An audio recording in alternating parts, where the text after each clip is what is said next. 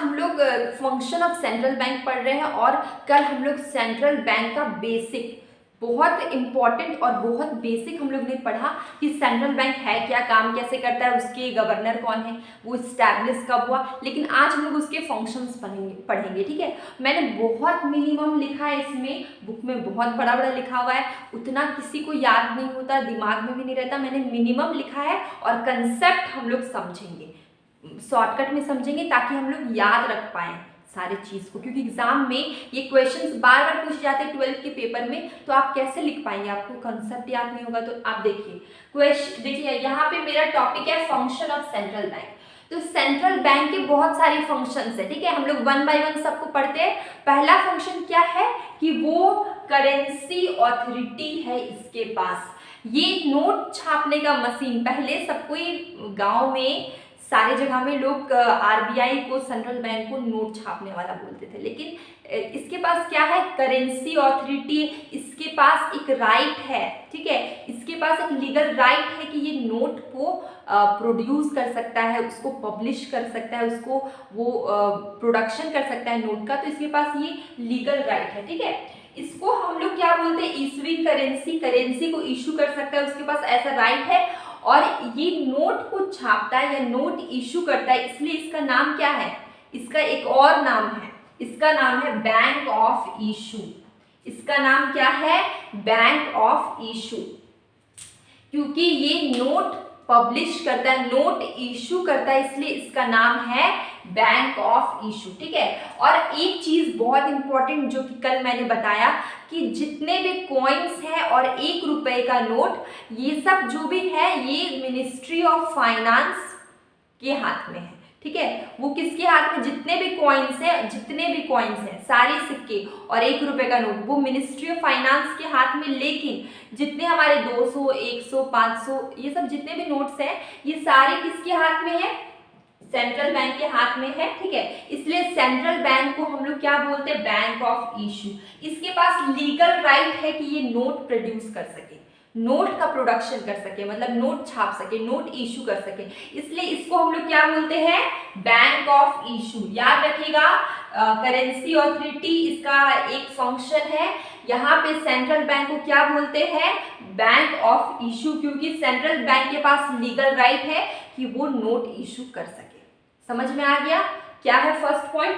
Second point है bankers to the government. ठीक है, अब एक चीज देखिए, हम लोग आम लोग, ठीक है, हम लोग को बैंक जाना है, हम लोग कौन से बैंक जाते हैं, हम लोग सेंट्रल बैंक नहीं जाते हैं, हम लोग जाते हैं कॉमर्शियल बैंक। कॉमर्शियल बैंक बहुत सारे छोटे छोटे बैंक हैं, ठीक है, बहुत सारे बैंक है, ठीक है, तो उस पर हम लोग छोटे छोटे बैंक में जाते हैं, हम लोग के लिए कॉमर्शियल बैंक है। ठीक है, लेकिन गवर्नमेंट को भी तो कोई बैंक चाहिए, गवर्नमेंट कहाँ डिपॉजिट करेगा, गवर्नमेंट को भी तो डिपॉजिट करना है, फिर उससे पैसे वापस निकालना, तो इसके लिए, ये सारे प्रोसेस के लिए गवर्नमेंट का बैंक है सेंट्रल बैंक। आम लोगों का बैंक कौन सा है, कॉमर्शियल बैंक है, लेकिन गवर्नमेंट का बैंक क्या है, सेंट्रल बैंक है। तो गवर्नमेंट को अगर कभी डिपॉजिट करना है या कुछ भी काम करना है बैंक से रिलेटेड, तो वो कहाँ जाता है, सेंट्रल बैंक जाता है। मैंने शॉर्टकट में लिख दिया सीबी, ठीक है, सेंट्रल बैंक। अब जब गवर्नमेंट को कोई समस्या आ गया, कोई प्रॉब्लम आ गया कहीं पे, उसको लोन लेना है, तो उसको लोन कौन देगा, गवर्नमेंट को लोन देता है, शॉर्ट टर्म लोन देता है। कौन देता है, बैंकर्स टू दी गवर्नमेंट के अंदर आता है। गवर्नमेंट को लोन देता है आरबीआई, इंडिया की मैं बात कर रही हूँ, गवर्नमेंट को लोन देता है सेंट्रल बैंक। ठीक है, गवर्नमेंट को कौन लोन देता है, शॉर्ट टर्म, कभी भी कोई प्रॉब्लम आ गया, कोई बैड फेस आ गया, कोई बुरा स्थिति आ गया, ठीक है, तो गवर्नमेंट को शॉर्ट टर्म लोन चाहिए, तो उस वहां से रिकवर करने के लिए तो उसको लोन देगा सेंट्रल बैंक। ठीक है, यहां तक समझ में गया। गवर्नमेंट का बैंक कौन है, सेंट्रल बैंक है। इसका दूसरा फंक्शन कौन सा है, बैंकर्स टू दी गवर्नमेंट। ठीक है, तो आपको यहां तक समझ में है कि गवर्नमेंट का बैंक है सेंट्रल बैंक, गवर्नमेंट को कभी बुरा फेस आया, बैड फेस आया, उसे लोन की जरूरत है, तो उसे शॉर्ट टर्म लोन दे देगा सेंट्रल बैंक। ठीक है, सिर्फ लोन ही नहीं देता है, उसके अलावा भी इसका फंक्शन ये है कि जो सेंट्रल बैंक है वो क्या करता है, advise, as a advisor, as a agent भी गवर्नमेंट को हेल्प करता है। जब गवर्नमेंट इकोनॉमिक पॉलिसी बनाती है तो उस समय सेंट्रल बैंक उसको as a agent, as a advisor help करता है। ये भी उसका एक फंक्शन है जो कि बैंकर्स थ्रू दी गवर्नमेंट में आता है। इसके बाद मैं बता रही हूँ, बस इतना ही नहीं, ये bankers through the government, central bank और भी गवर्नमेंट को हेल्प करता है। जब भी मॉनेटरी पॉलिसी बन रही है, फिस्कल पॉलिसी बन रही है, तो भी सेंट्रल बैंक उसका हेल्प करता है। और इन्फ्लेशन, मोस्ट इंपॉर्टेंट चीज, इन्फ्लेशन को कंट्रोल करना है। प्राइसेस बहुत बढ़ गई, प्राइसेस बहुत घट गई, उसको अगर मैनेज करना है, कंट्रोल करना है, तो उसमें भी सेंट्रल बैंक आरबीआई हेल्प करती है गवर्नमेंट को। तो देखिए, इसलिए बैंकर्स टू दी गवर्नमेंट बोलते हैं इसको, इसका एक function bankers to the government. ये गवर्नमेंट का बैंक है जो कि गवर्नमेंट को बहुत तरीके से हेल्प कर रहा है। एक तो उसको लोन दे रहा है, शॉर्ट टर्म लोन दे रहा है बुरा स्थिति में, बैड फेस में, एडवाइस दे रहा है इकोनॉमिक पॉलिसी बनाने के टाइम में, मॉनेटरी पॉलिसी, फिस्कल पॉलिसी को भी कंट्रोल कर रहा है, इन्फ्लेशन को भी कंट्रोल कर रहा है। इसलिए इसका सेकेंड फंक्शन कौन है? Bankers to the government. I hope second point आप लोग को समझ में आ गया। अब हम लोग थर्ड पॉइंट देखते हैं। देखिए, थर्ड हमारा क्या था, ये सॉरी थर्ड नहीं, ये यहाँ पे सी होगा, सी यहाँ पे डी होगा, ठीक है, डी और यहाँ पे होगा E, ठीक है। तो देखिए, थर्ड क्या, कस्टोडियन ऑफ कैश रिजर्व्स, ठीक है। तो हम लोग ने कुछ मतलब 2 दिन पहले क्वांटिटेटिव अप्रोच पढ़ा था, ठीक है, क्रेडिट कंट्रोल का। तो उसमें हम लोग ने पढ़ा था CRR, कैश रिजर्व रेशियो, ठीक है। तो एक बड़ा इनकम, ठीक है, जैसे कि 10 करोड़ हो गया, एक बड़ा इनकम का एक छोटा हिस्सा, एक बड़ा इनकम, ठीक है, एक बड़ा इनकम का एक छोटा सा हिस्सा, छोटा सा हिस्सा मतलब बहुत छोटा सा हिस्सा, एक बड़ा सा इनकम मतलब कि मान लीजिए 10 करोड़ हो गया, गवर्नमेंट का बजट बहुत बड़ा होता है ना, तो एक बड़ा सा इनकम का छोटा सा हिस्सा, ठीक है, हम लोग कहाँ रखते हैं? कहीं पे रिजर्व रखते हैं, तो उसको हम लोग बोलते हैं CRR। मैंने बताया था, यहाँ पे मैंने लिखा है commercial bank has to keep some proportion of their deposit with central bank. Commercial bank क्या करती है? अपने बड़े इनकम का एक छोटा सा पोर्शन रखती है सेंट्रल बैंक के पास, RBI के पास एज अ रिजर्व, ठीक है।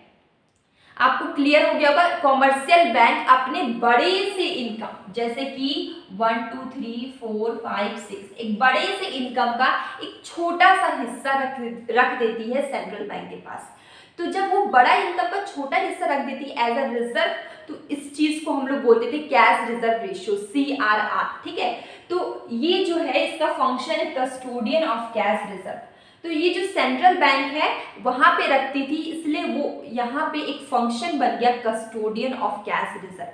तो जो सेंट्रल बैंक है वो as a custodian of cash reserve भी रोल प्ले करता है, क्योंकि वो बड़ा हिस्सा का एक छोटा हिस्सा हम लोग कैश रिजर्व मतलब एज अ कैश रिजर्व हम लोग रख देते हैं सेंट्रल बैंक में, ठीक है।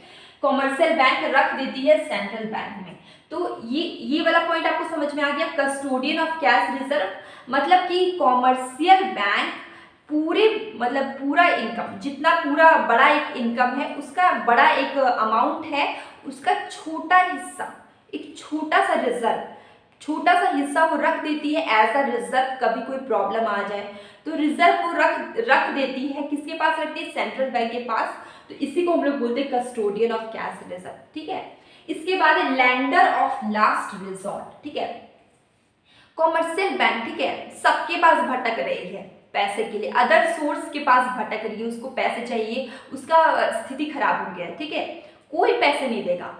लास्ट में वो किसके पास जाएगी? किसी ने पैसे नहीं दिया, किसी ने हेल्प नहीं किया, तो लास्ट में कॉमर्शियल बैंक जाती है सेंट्रल बैंक के पास। लास्ट बोले कि जिंदगी का आखिरी सहारा कॉमर्शियल बैंक का कौन है? सेंट्रल बैंक है, ठीक है। आखिरी सहारा कौन है? सेंट्रल बैंक है। इसलिए सेंट्रल बैंक को बोलते हैं lenders of last resort, okay. तो कॉमर्शियल बैंक जब सबके पास भटकी, उसको कहीं से हेल्प नहीं मिला, कहीं से पैसे नहीं मिला, तो वो लास्ट में कॉमर्शियल बैंक जाएगी सेंट्रल बैंक के पास और सेंट्रल बैंक उसे पैसे देगा, ठीक है, पैसे देगा। तो इसी को हम लोग बोलते हैं लेंडर्स ऑफ लास्ट रिसोर्ट, ठीक है। सारे सोर्स के पास जाके वो हार जाती, तो लास्ट में वो किसके पास जाती? सेंट्रल बैंक के पास जाती। इसलिए सेंट्रल बैंक को लेंडर्स ऑफ लास्ट रिसोर्ट भी बोलते हैं। ये क्लियर हो गया आपको? लास्ट पॉइंट ये है custodian of foreign exchange reserves, ठीक है। देखिए, फॉरेन एक्सचेंज रिजर्व्स का भी बहुत इंपॉर्टेंट रोल है। रोल में बताती हूँ। देखिए, central bank to keep external money of country stable, वो पैसे एक्सटर्नल में भी रखती है, सिर्फ इंटरनल नहीं रखती, एक्सटर्नल बाहर भी रखती है कंट्री को स्टेबल रखने के लिए, ठीक है। जैसे कि सेंट्रल बैंक मेंटेन करती है फॉरेन एक्सचेंज, ठीक है, प्रमोट करती है वो फॉरेन करेंसी को। देखिए, बात सिर्फ अपने देश में ही रहने से नहीं बनता है, ठीक है, अपने देश में पैसे रखने, वो बाहर भी पैसे रखती है, बाहर की करेंसी फॉरेन करेंसी उसको भी प्रमोट करती है ताकि कंट्री हो स्टेबल रहे, ठीक है, कंट्री में ज़्यादा फ्लक्चुएशन ना हो, कंट्री स्टेबल रहे। तो ये फॉरेन करेंसी को भी सपोर्ट करती है, इंटरनेशनल ट्रेड को भी सपोर्ट करती है। हम लोग सब ने पढ़ा है इंटरनेशनल ट्रेड, हम लोग सब ने पढ़ा है वो ग्लोबलाइजेशन, ठीक है, जहाँ पे एक कंट्री दूसरे कंट्री और तीसरी कंट्री चौथे कंट्री सारी कंट्री के साथ तालमेल बना के रखती है, सबके साथ वो ट्रेड करती, सबके साथ वो बिजनेस करती, सबके साथ वो व्यापार करती। इसलिए custodian of foreign exchange reserves बहुत इंपॉर्टेंट है। यहाँ पे गवर्नमेंट दूसरे करेंसी इंटरनेशनल ट्रेड सबको प्रमोट करती है, ठीक है, तो इसलिए इसका एक फंक्शन है कस्टोडियन ऑफ फॉरेन एक्सचेंज, ठीक है। तो यहाँ पर कंट्री अपने देश को स्टेबल रखने के लिए फॉरेन करेंसी के साथ भी मतलब बाहर भी एक्सटर्नल मनी, बाहर में भी पैसे रखती है, ठीक है, अपने कंट्री के अलावा एक्सटर्नल मनी भी रखती है, ठीक है, और ये प्रमोट करती है फॉरेन करेंसी के साथ। अगर आप फॉरेन करेंसी के साथ काम कर रहे हैं तो वो प्रमोट करती है किसको, इंटरनेशनल ट्रेड को प्रमोट करती है, ठीक है, करना भी चाहिए, ठीक है। हम लोग अपने देश के साथ हम लोग बाहर में भी काम करते हैं, ठीक है, ग्लोबलाइजेशन हम लोग ने पढ़ा है, हम लोग दूसरे तीसरे चौथे सारे कंट्री के साथ काम करते हैं, सबके साथ तालमेल बना के रखते हैं, ठीक है, तो वो फॉरेन करेंसी को भी प्रमोट करती है, इंटरनेशनल ट्रेड को भी प्रमोट करती है। तो इसलिए इसका एक फंक्शन है custodian of foreign exchange reserves, ठीक है। दो फंक्शन और है जो कि मैंने यहाँ पे नहीं लिखा, मैं लिख के समझा देती हूँ। देखिए, एक पॉइंट ये है, यहाँ पे मैं लिख देती हूँ, थोड़ा सा इरेज कर देती हूँ, यहाँ पर मैं लिख देती हूँ। देखिए यहाँ पे कि controller of money supply, okay, controller of money supply and credit, इसका एक और फंक्शन है controller of money supply and credit. मैं समझा देती हूँ, समझना इंपॉर्टेंट है, नोट बनाना इंपॉर्टेंट है, लेकिन समझना उससे ज्यादा इंपॉर्टेंट, ठीक है। तो कंट्रोलर ऑफ मनी सप्लाई की बात करते हैं, तो ये सेंट्रल बैंक का एक फंक्शन है कंट्रोलर ऑफ मनी सप्लाई, जिसमें हम लोग ने पढ़ा bank rate, repo rate, reverse repo rate, CRR, cash reserve ratio और ओपन मार्केट ऑपरेशन, ठीक है, ये सारे हम लोग ने पढ़ा कंट्रोलर ऑफ मनी सप्लाई। ये जो जितने कंपोनेंट्स आप लोग ने देखे जो मैंने अभी बोले, सीआरआर, देखिए CRR SLR, यहाँ पे लिख देती हूँ मैं, स्पेस नहीं है, CRR SLR, ठीक है, ओपन मार्केट ऑपरेशन और बैंक रेट, रेपो रेट और रिवर्स रेपो रेट, ठीक है, ये सारी जो जितने भी टर्म्स हैं सारे इन्फ्लेशन को कंट्रोल करते, सारे फंक्शन ऑफ सेंट्रल बैंक में आते हैं। देखिए, ये एक बहुत इंपॉर्टेंट टर्म्स है controller of money supply and credit, ठीक है।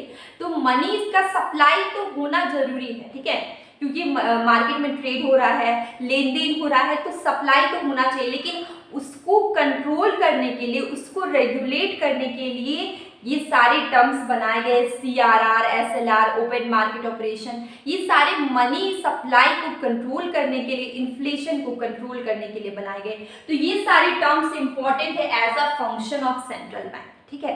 तो एक फंक्शन क्या हो गया, controller of money supply and credit. इसके अलावा एक और फंक्शन बचा है क्लियरिंग द हाउस, ठीक है, यहाँ पर मैं लिख देती हूँ, एक और बचा है, ठीक है, clearing the house, clearing the house, ठीक है, मैं लिख दे रही हूँ यहाँ पे क्लियरिंग द हाउस। देखिए, एक लास्ट फंक्शन बचा था क्लियरिंग द हाउस। तो जो सेंट्रल बैंक है वो क्लियरिंग द हाउस का भी काम करती है, वो मैनेज करती है अकाउंट्स को, मैनेज करती है पेमेंट्स को, और क्लियरिंग द हाउस सब जगह क्लियर करना जरूरी है। एक घर को क्लियर करना जरूरी है, बैंक्स को क्लियर करना जरूरी है, सब जगह डेटा भी क्लियर करना जरूरी है। तो ये जो सेंट्रल बैंक है वो as a clearing the house भी रोल प्ले करती है, जहाँ पे मैनेज करती है सारे अकाउंट्स को, मैनेज करती है पेमेंट्स को, जो आए जो गए, जो पेमेंट्स हुए, जो आए, सारे को मैनेज करती है सेंट्रल बैंक। इसलिए इसका एक फंक्शन है क्लियरिंग द हाउस, ठीक है। ये कंट्रोल करती है, ठीक है, और मैनेज करती है अकाउंट्स को, तो इसको क्लियरिंग द हाउस बोलते हैं। तो टोटल हम लोग ने कितने फंक्शंस पढ़े? पहला currency authority, second bankers to the government, custodian of cash reserve third, fourth is lender of last resort, custodian of foreign exchange reserves and controller of money supply and credit and clearing the house. तो इतने सारे हम लोग ने functions पढ़े हैं central bank के। अगर आपको कोई भी डाउट है तो आप मुझे बेझिझक बोल दीजिए, ठीक है। तो मैं डेली पढ़ाती हूँ आप लोग की, तो आप लोग मेरे से फ्रेंडली हो सकते हैं, आप अपने सारे डाउट्स हम मेरे से शेयर कर सकते हैं, ठीक है। कमेंट बॉक्स में मैं जो भी, अगर आपको प्रॉब्लम यहाँ पे कहीं पर भी हुआ तो आप मुझे बताइए, मैं उसे सॉल्व कर दूंगी, दोबारा से रिपीट कर दूंगी। अब हम लोग मिलेंगे एक न्यू चैप्टर न्यू वीडियो के साथ। मैं डेली मॉर्निंग, आफ्टरनून और इवनिंग तीनों टाइम में क्विज डालती हूँ, तो आप उसे देखा करिए, आपको बहुत फ़ायदा होगा।